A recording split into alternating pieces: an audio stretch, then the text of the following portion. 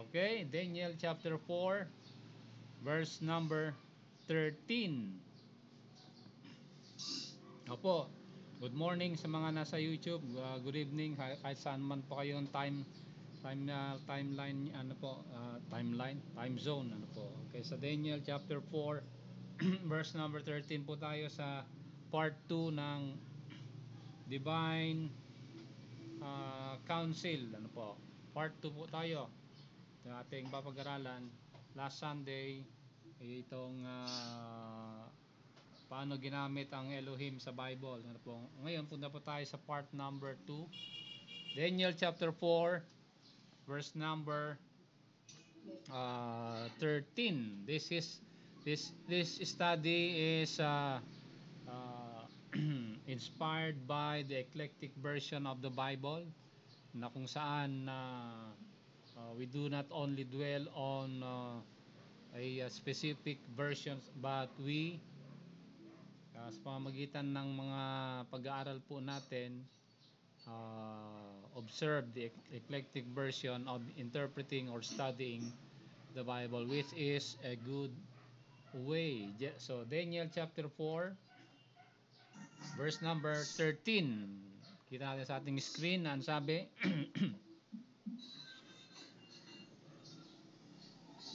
I saw in the vision of my head upon my bed, and behold, a watcher and unholy one came down from heaven. Ang sabi po diyan, mga kapatid, ano po, sa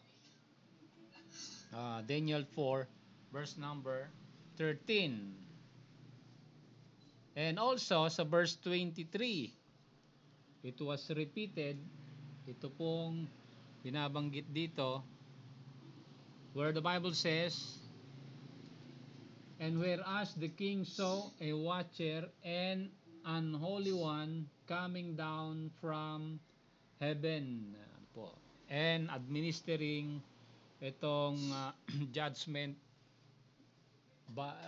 to King Nebuchadnezzar, na po, the king of Babylon, na po. So second times, two times binanggit po itong salitang watcher po dito sa Daniel chapter 4, of which ito po ang springboard natin to study about itong part 2 ng heavenly council, ano po, heavenly council that we have established in our past study. We have God himself, and then the seraphims, the sons of God, and the messengers that are involved, ano po, dito sa binabanggit po dito sa Divine Council na napag-aralan po natin, ano po. Okay, and take note, ito pong Divine Council na to, they are responsible of the events happening in heaven and also in earth, na binabanggit po diyan, ano po, sa Daniel chapter 4, ano po, na binasa natin kanina sa Bible reading natin quickly kung para makita ho natin itong sa verse number ano ito verse number, latter portion of Daniel chapter number 4, ano po. Ang sabi po dito sa Daniel chapter 4, latter portion, anong verse ito? Daniel chapter 4 sa latter portion, ito ano? 35. Verse 35, ano po? Ano sabi sa verse 35?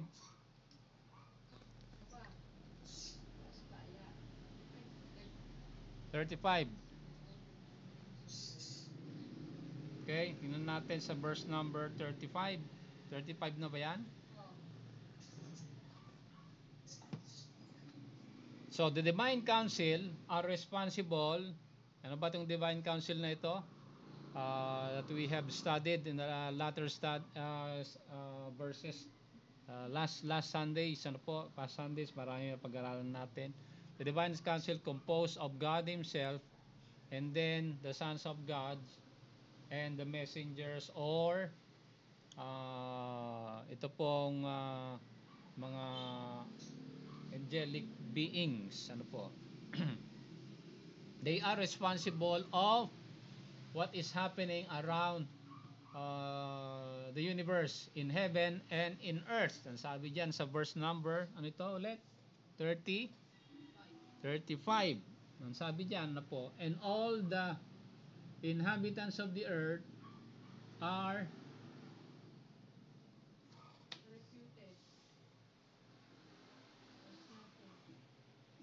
reputed as nothing, and he doeth according to his will in the army of heaven and among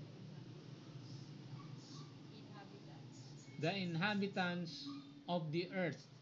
Sabi diyan, ano po? Okay, so that, itong divine council na pinapag-aralan natin, they are responsible of what is happening in heaven and in earth. Sabi po diyan sa verse number 35. Okay? So, yan tayo, yan ang pinaka springboard natin. Kaya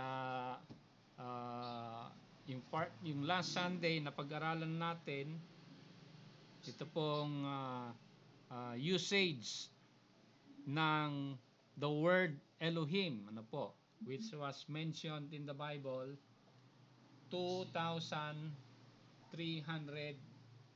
times, ano po. Okay. So napag-aralan natin na in conclusion last Sunday, we found out that God is an Elohim, but no Elohim is like God. Ano? Or to be exact, Yahweh is an Elohim, but no Elohim is like Yahweh. Yan ang conclusion natin last Sunday. Ano po? Na it was supported by King David sa kanyang mga sulat. Ano po? Ang una po dyan ay ito pong binabanggit niya sa aklat ng mga awit, ano po, or Psalm number 86. Binabanggit diyan sa Psalm number 86. Okay? Muntan natin ha, dahil dito tayo mag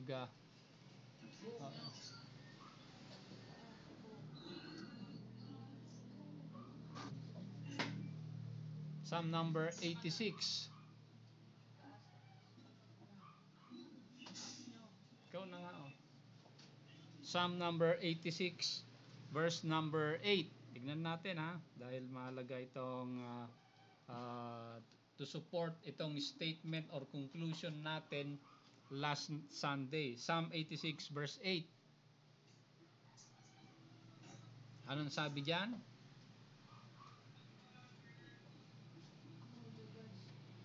Among the gods, sabi diyan, di ba? Among Psalm 86 verse 8, among the gods there is none like unto thee, O Lord. Sabi diyan ni King David. So David recognized the divine council in heaven. Ano po? Diyan, ano po? Psalm 95 verse 3 also state the same thing. Sa Psalm 95 verse number 3. Yan natin dito, makikita natin verse 3, 95:3. For the Lord is a great God and a great King above all gods. Sabi diyan, ano ho. Now, another truth that we have established dito po sa Divine Council is the idea that itong salitang Elohim is a generic term for the spirit's being. Ano po? At sabi po dito, if they are not truly gods or Elohim or spirit being, there is no glory na makukuha para sa Panginoon. Pero ang sabi niya dito, ano po, sa 95 verse number 3, a great king above all gods. For the Lord is a great Elohim and a great king above all Elohim. Sabi diyan, ano ho? Okay? So, if these angels or these spirits being are not recognized as Elohim, there is no glory, ano. There is no way God can get all the glory above them. Pero sinabi diyan ni David, no, that the king, our Lord, that Yahweh is above all gods. For example, pagsasabihin ko, ako ay mas malakas. I am stronger than Superman, than Batman, than Spider-Man. Pwede kong sabihin 'yon, ano ho. Okay? Kasi alam naman natin, we know for a fact that Superman, Batman, Spider-Man, and so on and so forth are not true beings. Ano ho. So there is no glory in claiming making such statement, ano po, hindi pwede. So ganun din sa Panginoon, ano, sabi po dito that He is above all gods, ano ho. So first and foremost, itong gods po dito na binabanggit, which are the members of His council, God is greater than them, sabi diyan po sa Psalm 95 verse number 3. Also, Psalm 96 verse number 4. Binanggit din ni David dito sa Psalm 96 verse 4. Ano sabi? For the Lord is great and greatly to be praised. He is to be feared above all gods. So, repeatedly, David was saying, ano po, the greatness of Yahweh above the Elohim. Ano po, maliwanag po dyan. This is not just an error in writing. Ano, ito po ay exclusive statement na binanggit ni David. And also, Psalm 97 verse 7. Anong sabi sa Psalm 97 verse number 7? Kapareho din. Sabi diyan, confounded be all they that serve graven images, that post themselves of idols, worship Him, all ye gods. Sabi diyan, ano po? Verse 9. Verse 9. For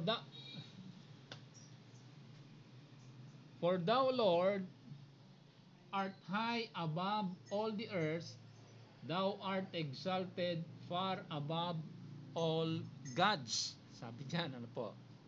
Okay? Now, itong gods na ito, kasi binanggit doon sa previous verses, tumutukoy daw to sa mga idols. Ano po? Pero these are more than idols, ano po? Okay? They are false. They are members of His council in a heavenly host na binabanggit sa napag-aralan ho natin, ano po? And lastly, Psalm 136 verse 2. Sabi ni David sa Psalm 136 verse number 2, mga kapatid, ay tingnan natin ganito, ano po.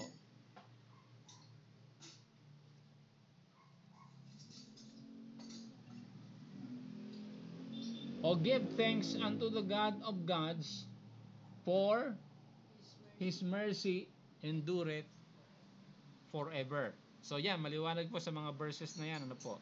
That the the Yahweh is an Elohim, but no Elohim is like Yahweh. Ano po? Yahweh is the best. Yan ang ibig sabihin niyan, ano po. Okay. He is the best. Papaano nangyari that He is the best, ano po? Ito ay recognize, ano po? Recognize ni Moses sa Exodus 15 verse number 11. Exodus 15 verse number 11. Ang sabi diyan, ano? Okay, sabi ni Moses, not just David but even Moses himself. Sabi sa Exodus 15 verse number 11. Ang sabi sa verse 11, who is like unto thee, O Lord, among the gods? Who is like thee, glorious in holiness, fearful in praises, doing wonders? So, ibig sabihin, wala siyang katulad sa mga spirit beings na kasama niya sa divine council. He is the head of the list. He is above all gods. Sabi po ni David, ano po, ano? At wala siyang katulad sa kanila. Nag-iisa lang siya. Sabi diyan, ano po. So papaano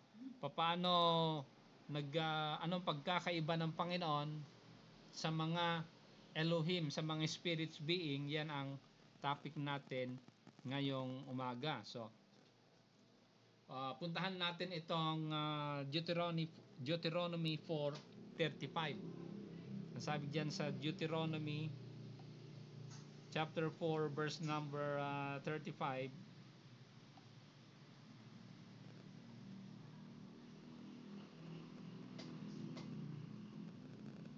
Saan na ba yan? Verse 30, 4:35. Unto thee it was showed that thou mightest know that the Lord, He is God. He is God. There is none else beside Him. Okay. So dito nagkakaroon sabi ng iba, nagkakaroon ng problema.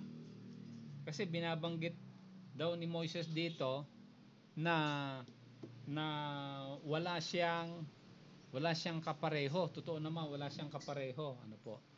Okay? Pag sinabing there is none else beside Him, ibig sabihin daw yan, hindi daw totoo na yung mga spirits being ay kahanay niya as Elohim. Pero yan ang papag-aralan natin ngayon. Ano ba ibig sabihin ni Moses dito na there is none else beside Him? Kung hindi totoong Elohim yung mga spirits being na napag-aralan na natin, members of his divine council, may problema po dito, ano po? May problema sa Deuteronomy 4:35. Ano po? Kasi sabi ni ito ay tandaan nyo, ha, sabi ni Moses, there is none else beside the Lord. Okay?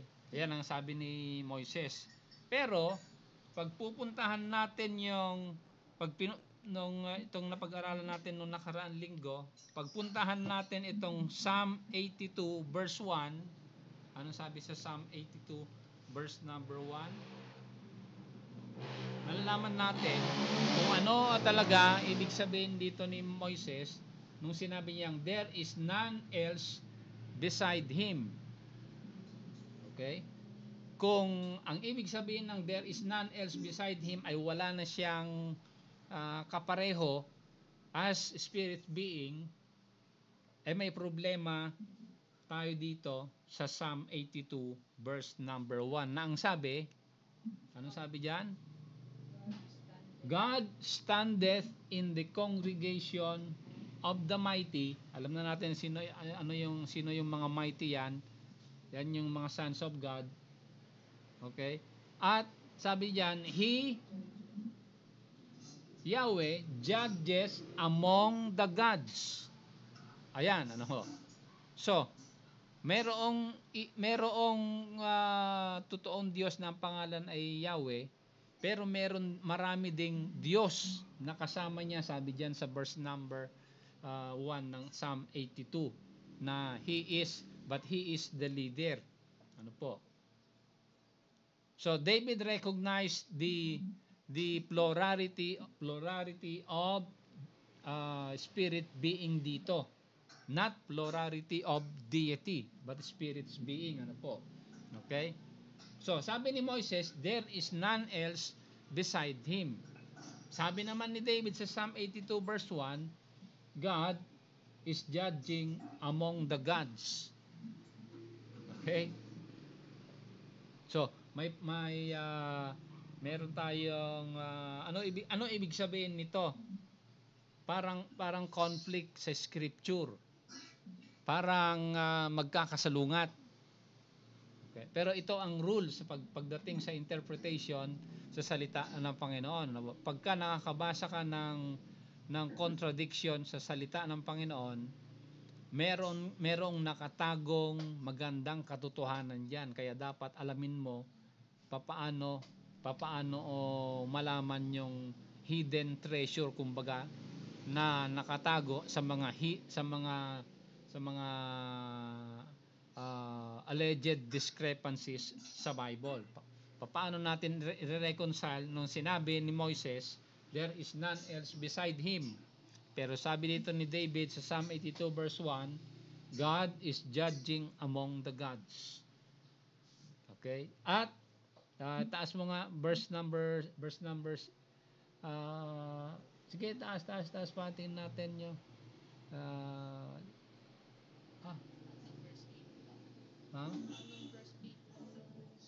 siya yan sa verse number 6.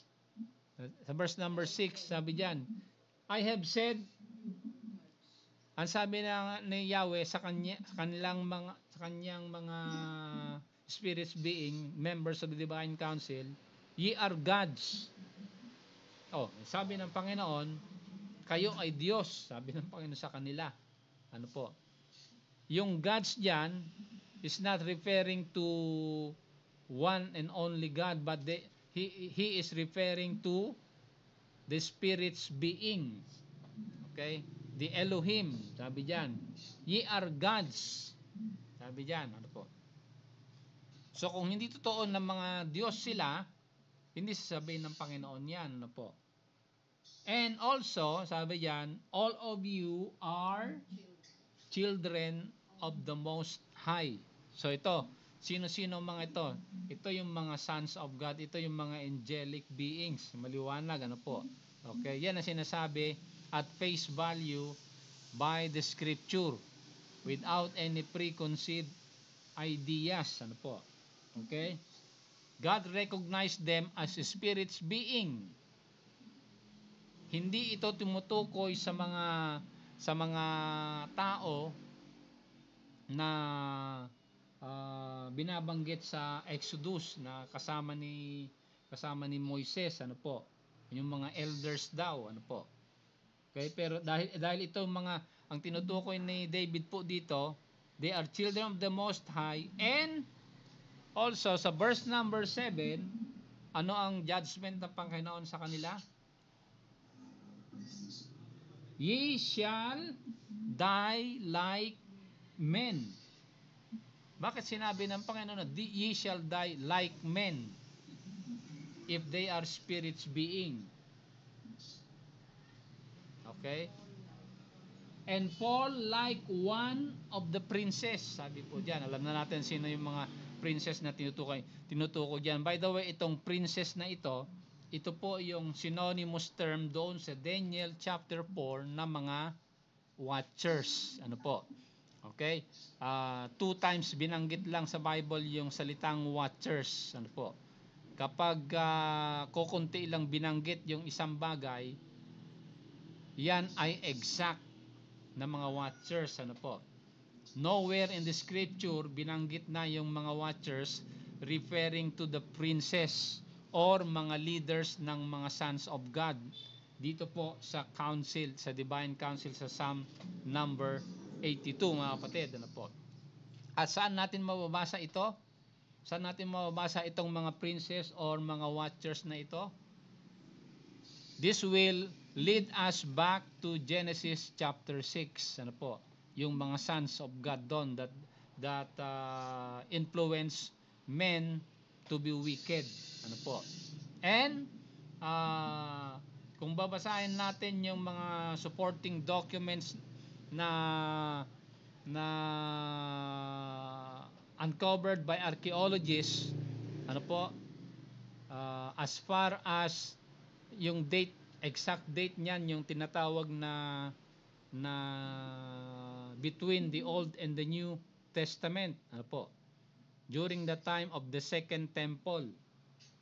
May mga Jewish scholars doon na sumulat accordingly, ano po, in relation to Genesis chapter 6 or to the princess na binabanggit dito sa Psalm number 82 or mga watchers na binabanggit doon sa Daniel chapter 4 or mga sons of God na binabanggit sa Genesis chapter 11. Kung babasahin nyo yung mga materials po doon, dating as far as the 2nd century, ano po, between the Old and the New Testament, kung babasahin nyo po yung mga literature na sinulat ng mga Hebrew scholars doon nyo mababasa, matatagpuan yung mga pangalan ng mga watchers.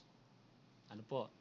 There are 200 watchers na binanggit doon, mga general angels po yan, ano po, na binabanggit. But in the scripture, binigyan tayo ng Panginoon ng mga pangalan nila na ang princess ng Israel o taga watcher ng Israel doon sa Daniel chapter 12, ano po? Sino po binanggit doon? Si Michael, di ba? Si Michael, ano po? At binanggit din sa Daniel chapter 10 yung mga princess or watchers of Greece and Persia. Ano po? Binanggit ho doon, ano po? Okay? At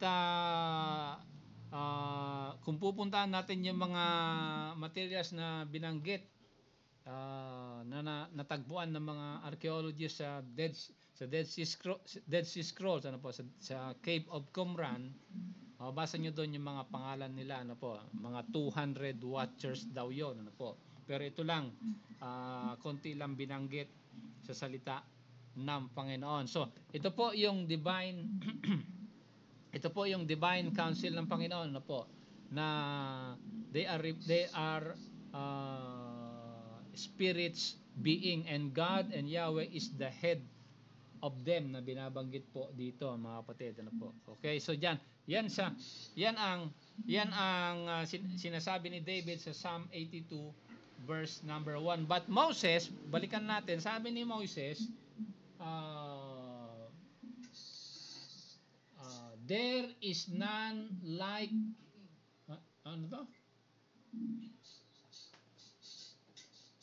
There is none else beside him, sabi ni Moises. Pero sabi ni David ay sa Psalm 82, God is judging among the gods, sabi diyan. So, ano ibig sabihin po nito na there is none else beside him? It means something, ano po, na dapat nating malaman, ano po. It means itong pinuntahan natin yung sinabi naman sa Deuteronomy 4:35. Okay? Pero ito nakita natin yung divine council sa Psalm 82 verse 1. At puntahan din natin yung Psalm 89. Natin Psalm 89. Dahil throughout the Old Testament, ito pong doctrine of the Divine Council are scattered. Ano po? Okay? Basahin lang natin as it is and take it as it is according to the scripture without any preconceived idea, dahil yung mga statement of faith itinatago ito, hindi tinuturo, ano po, may tinatakpan, ano po, o kaya pinagtatakpan. Psalm 89 verse 5. Verse 5 ba ito? Yeah, verse number 5. Ano sabi diyan? Sa Psalm 89 verse number 5. And the ano? And the heavens shall praise thy wonders, O Lord, thy faithfulness also in the congregation of the saints. Okay? So ito yung nakakatawa. Ito yung nakakatawa sa ano sa sa ano to? Sa King James version, ano po. Okay? Ay, dali tingnan natin yung sa King James version. In the binanggit diyan yung in the congregation of the saints. Okay? Pero asan na ba yung picture natin?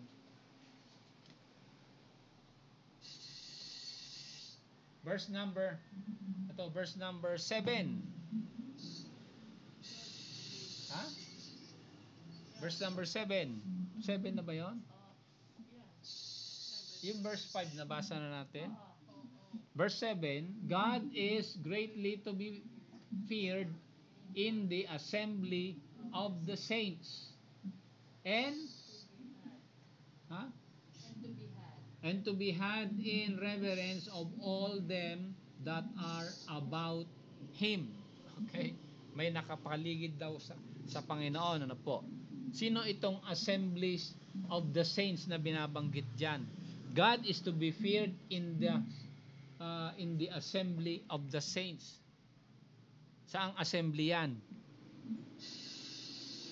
Going back to verse number 5. Verse number 5, in the congregation of the saints, binabanggit po diyan, ano po? Okay? In the congregation of the saints, ano po? Yan yung sa King James version pero pag titignan natin yung padali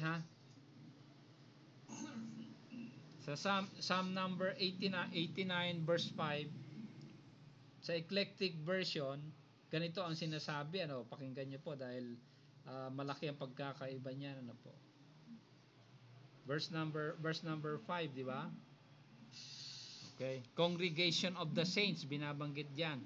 But the original word diyan, the original word ng ito na pag-aralan natin, nire-review lang natin pag sinabing congregation of the saints, ano po? Ay. Saan na ba 'yon? Ano ba ito?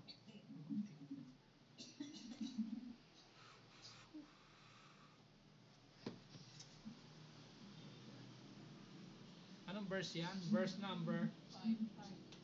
Verse number 5. Ano po?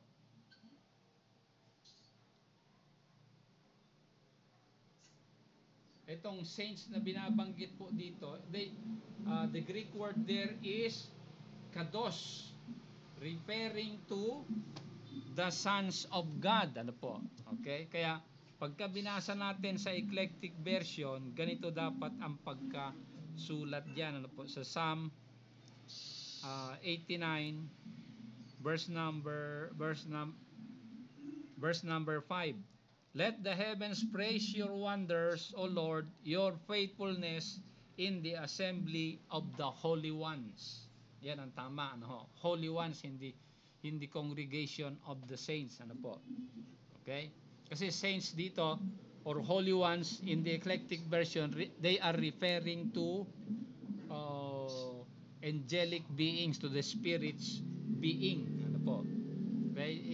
So meron silang congregation, sabi diyan, ano, meron silang assembly.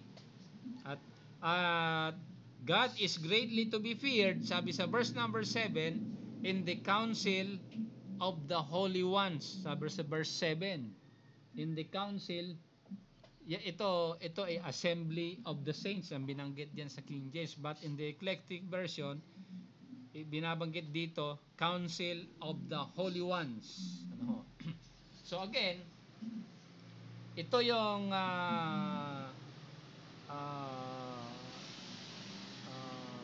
mga verses na nagpapatunay itong divine council na pinapag-aralan natin.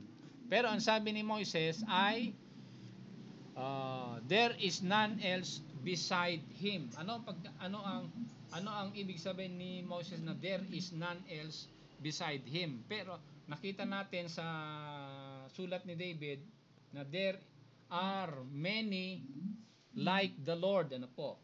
There are many like the Lord. At ano ba ang ibig sabihin na there is none else beside him? Okay, so pupuntahan natin itong mga verses na ito na magpapatunay na there is none else beside him, na ang ibig sabihin that God is the best, or he is the leader of this council, of these holy ones, ano po. And by the way, ito pong kung babasahin niyo po sa Revelation chapter 4 and chapter 5, again nandoon yung scene ng divine council, mga kapatid, ano po. Nakita po natin doon, if you will go to the sa inyong Bible reading, at with these verses na pinuntahan natin in the Old Testament, makikita natin na the truthfulness of the divine council, mga kapatid. Okay, so yan yung nakita natin ng mga datas dito, ano po. Okay, so ano ibig sabihin ni Moises na there is none else beside him?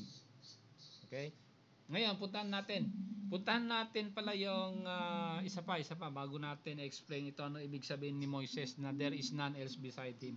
Puntahan natin yung Daniel chapter 4, kasi merong mahalagang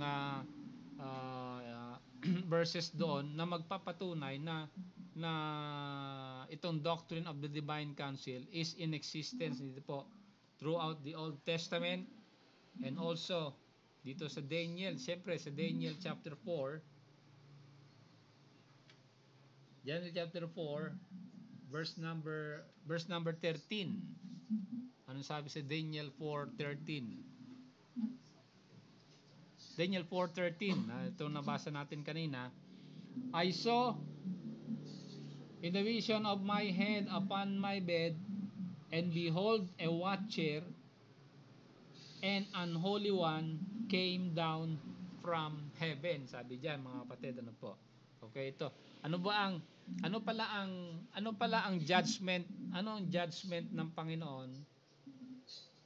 Ano ang judgment ng Panginoon kay King Nebuchadnezzar dito? Ano ang judgment sa kanya?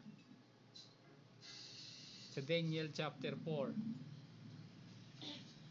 Ano ang judgment ng Panginoon na ipinataw kay King Nebuchadnezzar? Daniel chapter 4 verse number 13. Ako. Okay. Nabasa natin to kanina sa Bible reading, pero balikan natin dahil nandito rin yung element ng divine council, ha? Okay?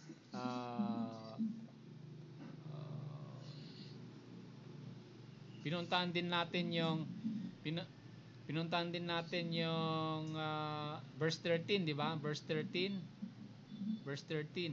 Saan galing daw yung judgment ng Panginoon? Anong judgment ng Panginoon kay King Nebuchadnezzar dito? O if you can remember sa Bible reading natin kanina, anong sabi ng Panginoon sa kanya? Si King Nebuchadnezzar was judged because of his pride, kasi nagmalaki siya sa Panginoon, at sinabi niya, sa statement niya, ano po, naging greedy siya at pinagmalaki niya na siya ang gumawa ng kagandahan ng Babylon. Yan, statement niya kanina sa Bible reading natin, ano po. When men became greedy and when men became materialistic, nagiging proud sila. Yan ang byproduct niyan. At anong nangyayari sa kanila? They will take glory of all the riches of this world. Okay? Na ang tingin nila, ang mga kayamanan sa mundo ay pagmamay-ari nila. Yan ang malaking kamalian ni King Nebuchadnezzar. Okay? Pinakita sa kanya na ibinigay lang sa kanya yon, hindi sa kanya, hindi sa atin ang mga kayamanan sa mundo, sa Panginoon yan, ano. Pagka kinuha mo yan and you take glory for yourself, for all the riches that you have, ay yan ang kasalanan ni King Nebuchadnezzar. So God judged King Nebuchadnezzar to, sabi ng mga Bible scholars, nagkasakit siya ng schizophrenia. Okay? Hindi natin ma-establish kung totoo yan o hindi. Dahil dito, 7 taon siyang nagkasakit. Ano ba nangyari kay King Nebuchadnezzar sa Daniel chapter 4? Ang sabi dito sa Bible reading natin kanina, kung napakinggan nyo sa Bible reading natin sa Daniel chapter 4, siya ay naging asal, hayop, sabi. Yan ang judgment ng Panginoon sa kanya. Nawala siya sa pag-iisip, nabaliw siya. Humaba yung kanyang mga buhok, humaba yung kanyang mga kuko, at ang sabi ng Panginoon, ang iyong kakainin ay damo sa loob ng 7 taon. Sabi dito, ano po, sa Bible reading natin, ano po. Yan ang judgment ng Panginoon kay King Nebuchadnezzar, ano po. Okay, so pero sandali lang, ito ay sabi dito sa verse number 30 sa Daniel chapter 4, this was a vision, a watcher and a holy one came down from heaven, ano po. Okay, a watcher administering the judgment of the Lord. Verse 23. Nasabi sa verse 23. Verse 23.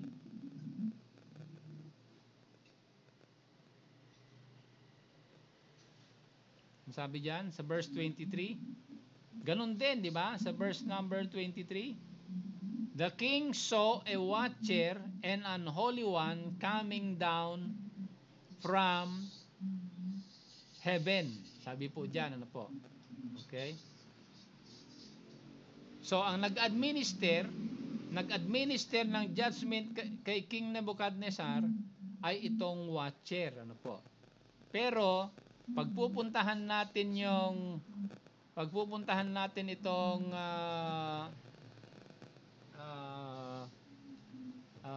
latter portion, saan galing yung judgment na ito? Saan galing ito?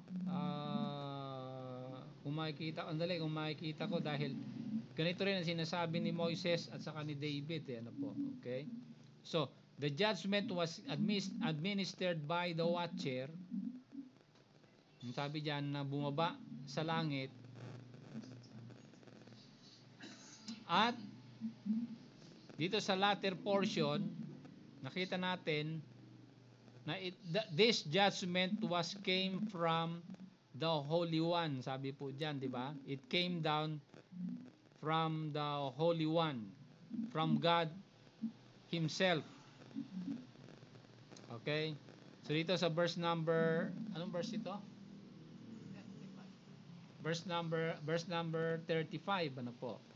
Ang sabi, and all the inhabitants of the earth, and as nothing, and to, and he do it according to his will in the army of the heavens. He do it according to his will, ano po, to the will of God, ano po, sabi po diyan, ano po.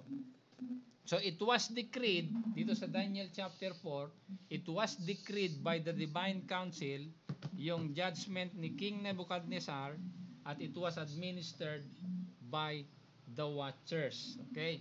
So yan again ang another area in the Bible na kung saan there is what we call the doctrine of the divine council, ano po. So ngayon, puntahan po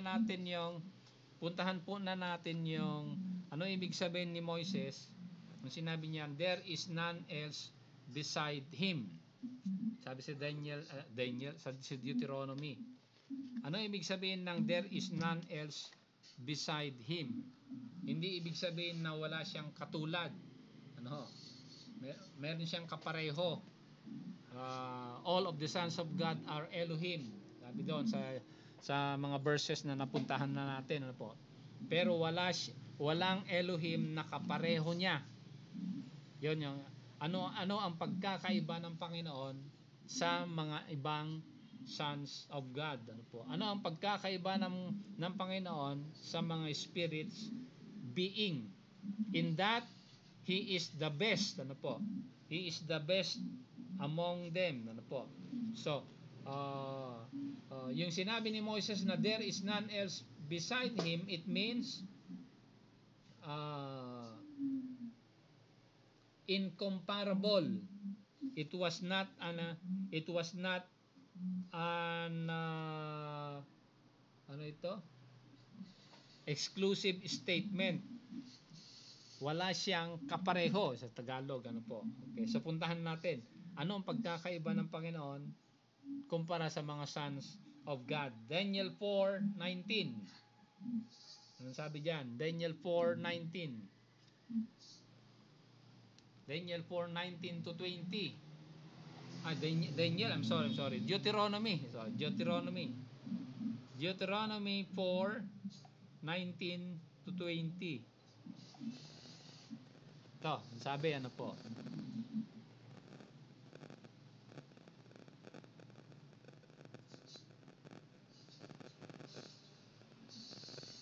(19 to 20) Lest thou lift up thine eyes unto heaven, and when thou seest the sun and the moon and the stars and all the host of the heaven, shouldest be driven to worship them and serve them, which the Lord thy God hath divided unto all nations under the whole heaven. But the Lord hath taken you and brought you forth out from the furnace, out of Egypt, to be unto him a people of inheritance, as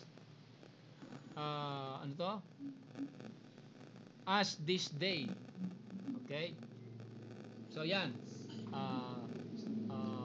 God had chosen the nation of Israel to be his inheritance. Yung mga ibang bansa naman sa paligid ng bansang Israel, they were divided among the watchers. They were divided among the princesses, ano po, sinabi natin kanina. Kailan sila ibinigay sa mga watchers and princesses? Sa Genesis chapter 11, ano po. Okay, makikita natin doon, ano po. Genesis chapter 10, yung table of nations. Genesis chapter 11, they were divided, ano po. So and a princess or a watchers were assigned unto the nations, ano po. But the nation of Israel, yan ay it belongs to the Lord, sabi diyan, ano po. Okay? And then ano to?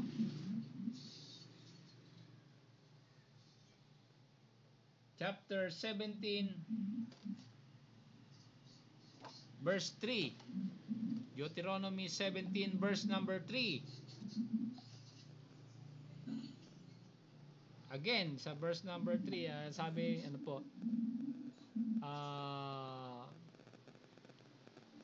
when the nation of Israel erred and disobeyed the Lord and gone and served other gods and worship them, either the sun and the moon and the host of the heaven, which I have not commanded. Sabi diyan, ano po? Okay? So pinagbawalan sila, ano po?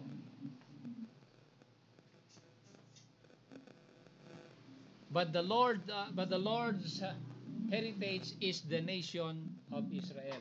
Ngayon, i-shortcut natin dahil mahaba ito, ano po. Puntahan natin yung Hebrews 11 kasi may binanggit dito sa Hebrews 11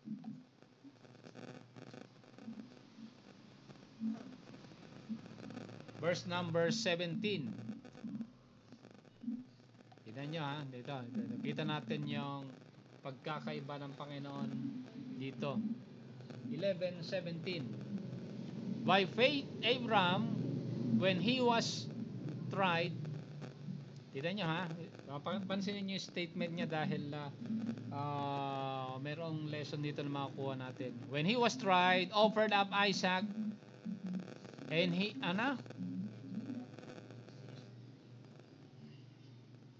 and he that had received the promises offered up his only begotten son. Okay? Ngayon, ito tanong natin. Sino daw ang anak ni Abraham dito? Si Isaac. Ilan daw ang anak ni Abraham dito? Isa lang, di ba? Only begotten son, sabi diyan, ano ho. Okay, ito yung pagkakamali na naman ng King James version, ano po. In the original Bible, wala yung begotten. Okay? Walang begotten, only son dapat.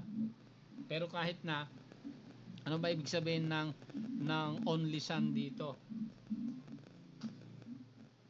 Tingnan nyo pansinin natin. Okay, yan si Abraham, ang kanyang only son daw was Isaac. Okay. Pero pag pupuntahan natin yung anong verse ito? Chapter Genesis 16 verse 11, ganito ang binabanggit. Genesis 16:11. Anong sabi sa Genesis 16:11? Pakinggan natin 16:11. Madali lang, puntahan natin. Genesis 16:11. Okay. Sabi sa Hebrews 11:17, the only begotten son of Abraham was Isaac. Pero sabi sa Genesis 16:11, and the angel of the Lord said unto her, sino tong her? Balikan natin si Hagar, di ba? Si Hagar. Okay. Kung babasahin natin yung kwento dito, sabi diyan sa verse number, anong verse ito? Sa verse number 8, Hagar, Sarah's maid, and so dito, the angel of the Lord said unto her, unto Hagar, behold, thou art with child, and shall bear a son, and shall call his name Ishmael, because the Lord had heard thy affliction. Ito si si Hagar, nakatulong ni Sarah, asawa ni Abraham, ano po. Okay? Nung hindi magkaanak si Sarai, binigay ni Sarai si Hagar kay Abraham para magkaanak siya. So, ang unang anak ni Abraham is not Isaac. Ang firstborn ni Abraham ay si Ismael. So, meron palang ibang anak si Abraham. Si Ismael. Pero sabi sa Hebrews, ang anak ni Abraham lang doon, sino? Ang only begotten son daw ni Abraham was Isaac. Pero sabi dito sa Genesis, hindi, meron pang ibang anak si Abraham. At ang panganay niya ay si Ismael, sabi dito. At by the way, itong Ismael, ito nandito nang galing yung lahat ng mga Muslim sa mundo. Okay, si Ismael. Sabi diyan sa kasaysayan, po. Okay? And also, nung namatay yung unang asawa ni Abraham na si Sarai, nag-asawa ulit si Abraham. Okay? Sa Genesis chapter 25. Tingnan natin sa Genesis 25. Genesis 25. Okay, dito. Verse 1. Sabi yan. Natin, ha? Then again, Abraham took a wife, and her name was Keturah. O yan. So, ang tatlong babae pala sa buhay ni Abraham, okay, ay si Sarai, si Hagar, at saka pangatlo itong si Keturah. Okay, sino naman ang mga anak ni Keturah? Verse 2, and she bare him Simran, Joksha, Midan, and Midian, and Isbak, and Shua. Ayan, okay. So, maraming anak si Abraham. Hindi lang pala si Isaac. Pero, kung babalikan natin yung Hebrews 11, anong sabi sa Hebrews 11, verse number 17? Sabi doon, by faith, when he was tried, offered up Isaac,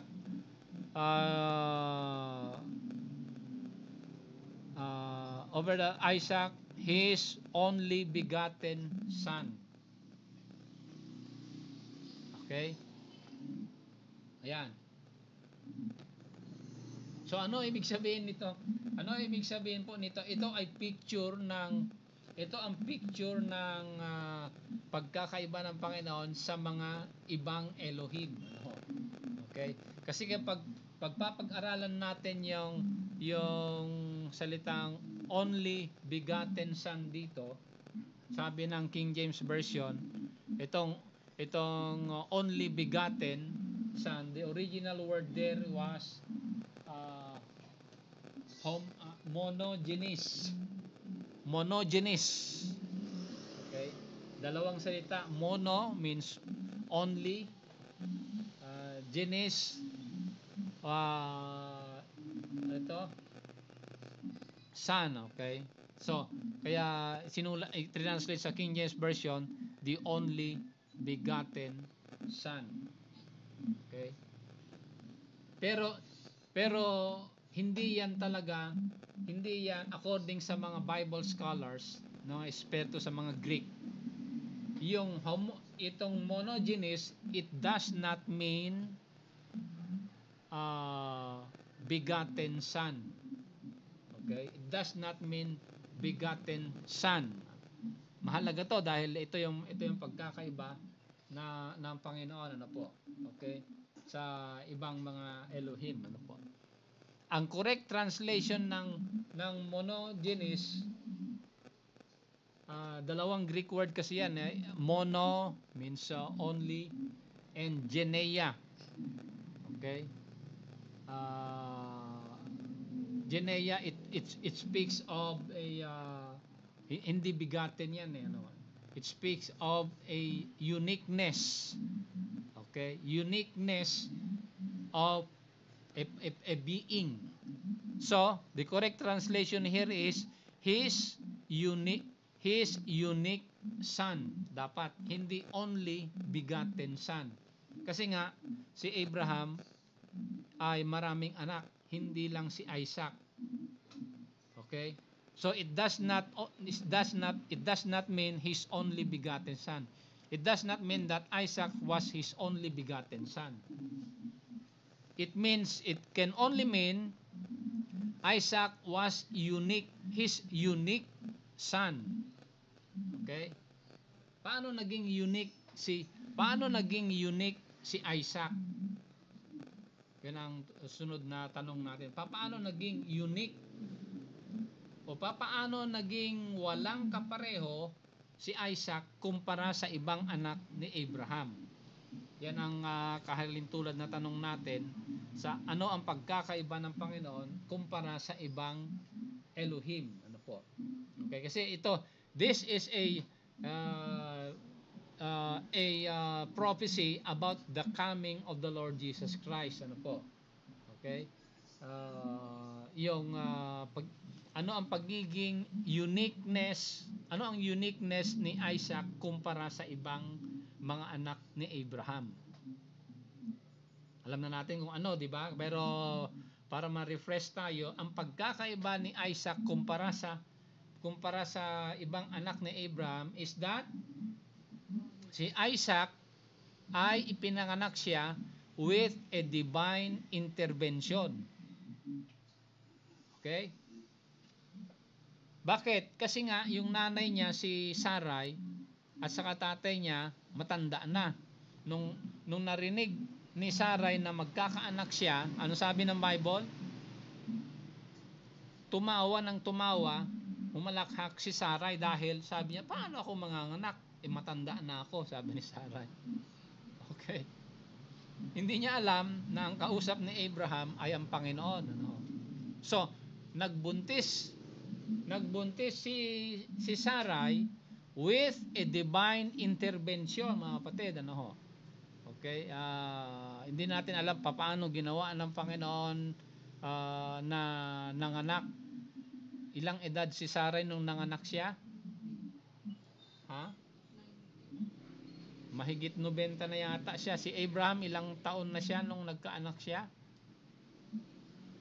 Mahigit 100 na yata siya, no? Okay? Nung ipinanganak si Isaac. So, Isaac was a unique son dahil yung ibang mga anak ni Abraham, they were born naturally. Okay? Siguro bata pa yung si Hagar o bata pa si Keturah, nagkaanak. Pero si Sarai, matanda na, hindi na magkakaanak. Isip nila, hindi na sila magkakaanak. Pero God had intervened. Dito natin makikita yung pagkilos ng Panginoon sa mundo, sa universe. Ano ho? Kapag wala ng pag-asa ang tao, manalangin ka sa Panginoon at diyan ay kikilos ang Panginoon. Ano? Ang problema ng tao minsan ay katulad tayo ni Nebuchadnezzar na isip natin yung mga karangyaan ay sa atin. Ang mga magandang bagay sa lupa ay sa atin. Nagkakaroon tayo nagkakasakim tayo. Ano po? At inaari nating sa atin lahat ng gloria ng mga kayamanan na hindi sa atin yan, sa Panginoon yan, kapatid. Ano? Huwag mong angkinin ang pagmamay-ari ng Panginoon dahil yan ang kasalanan ni King Nebuchadnezzar. Kaya pinarusahan siya. Okay? 7 taon kumain siya ng damo at humaba ang kanyang buhok, humaba ang kanyang kuko, hanggat nung kinilala niya ang Panginoon, pinagaling siya ulit ng Panginoon. Ano po? Again, itong decree na ito, sabi dun sa Daniel chapter 4, was decreed doon sa Divine Council. It was commanded by Yahweh. It was implemented by the watchers. Ano po? Sa maliwanag po dyan sa Divine Council. So, ano ang pagkakaiba ulit ni Isaac? He was born out of a miracle. Ano po? Yan dapat ang correct translation sa Hebrews 11 verse number 17. Isaac was a unique son, not the only begotten son. Mali, okay? Dahil marami pang anak si Abraham, hindi lang si Isaac. Isaac was a unique son. Yan din ang basihan. Bakit? Pakinggan natin sa pagtatapos natin. Kaya binanggit ni Apostle John doon po sa John chapter 1 verse number 18. Sa pagtatapos natin sa John 1:18, makikita natin binanggit ito sa John 1:18. Ano sabi? No man hath seen God at any time, the only. Wag natin basahin yung, kasi sa King James, begotten son, pero in the original Bible, wala ang begotten. Okay? The only Son, which is in the bosom of the Father, He hath declared Him. Again, itong only Son dito, the Greek word there was monogenes. It means unique Son. Okay? Unique Son. Ano naman ang uniqueness ng Panginoon dito sa John 1:18? Ano ang uniqueness ng Panginoon dito? The Lord Jesus Christ was virgin born. Ano po? Okay? Katulad din doon sa prophecy kay Isaac. That Isaac was a unique son of Abraham, and thereby Isaac was a type of the Lord Jesus Christ in the Old Testament. Dito po, the fulfillment sa John 1:18, itong uniqueness ng ating Panginoon, okay, ay makikita natin dahil He was born out of a virgin. Nasabi diyan sa Isaiah chapter 7, nakita natin sa prophecy ni Isaiah na darating ang Panginoon, dito magkakatawang lupa siya, because He was conceived by the Holy Ghost, sabi doon sa book of Luke. So, yan po ang uniqueness ng Panginoon. Yan po ang pagkakaiba ng Panginoon kumpara sa ibang deity. In that He is the best. He is the head of the Elohim. He is Elohim. Yahweh is Elohim, but no Elohim is like our Lord Himself. Yan, makikita natin At marami pang examples na dapat natin banggitin, pero kulang na tayo sa panahon. Kaya dito na tayo magtatapos ngayong umaga sa pag-aaral natin about itong divine council, mga kapatid.